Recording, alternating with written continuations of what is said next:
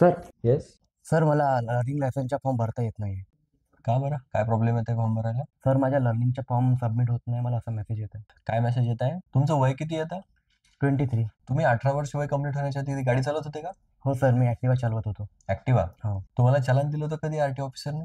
हो सर, पण ते मी भरलं होतं चालन. भरलं होतं. तर तुम्ही ते जे 18 वर्ष वय कंप्लीट होण्याच्या आधी जी गाडी चालवत होता आणि तुम्हाला त्यावेळी जे चालान झालं होतं, हां.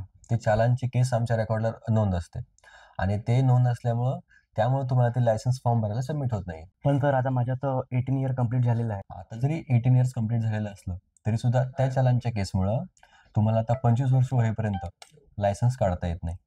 लायसन्सचा फॉर्म सबमिट होत नाही.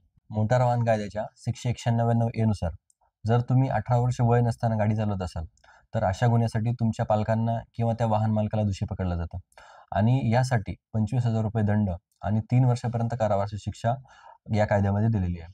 सोबतच तुमचं वय वर्ष 25 वर्ष होईपर्यंत तुम्हाला ड्रायव्हिंग लायसन्स काढता येणार नाही. त्यामुळे 18 वर्ष कंप्लीट झाल्यानंतरच नियमानुसार ड्रायव्हिंग लायसन्स काढा आणि मगच वाहन चालवा. Because we care for your safety.